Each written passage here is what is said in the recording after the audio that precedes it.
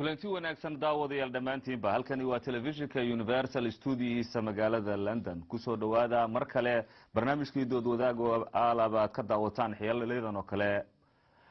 telefishinka Universal sidaan ula socono 17 Oktoobar ee bishan aanu ku jirno ciidamada wadanka Kenya ayaa waxay soo dhaafeen xagga xuduudda wadanka Soomaaliya iyagoo dawladda Kenya ay sheegtay in ciidamadeedu halkaas ay u tageen inay bacsadaan ururka Al-Shabaab oo kooxo Islaamiyiin oo ka jira gobolada Jubbooyinka wadanka Soomaaliya iyo in badan oo ka tirsan gobolada koonfurta wadanka Soomaaliya taas oo ay sheegeen in amaan darro iyo qalqal ay ku hayeen wadanka Kenya kadib markii gabar Faransiisa iyo gabar kale iyadana u dhalatay wadanka Britain iyo gabar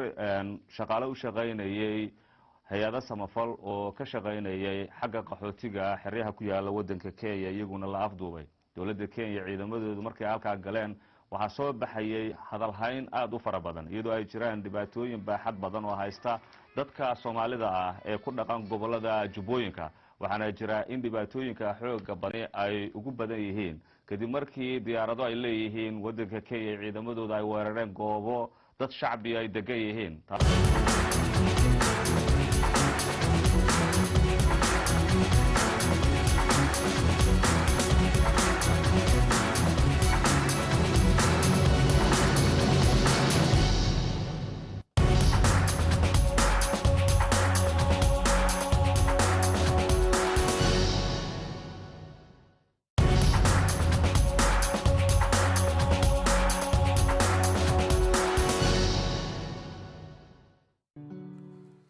بسم الله الرحمن الرحيم كلنتي وعنا وناكسل إذا الكيما ملكستو هذا نقدا ونيسان كنا سودا وهذا برنامج كي رأيك ددوينها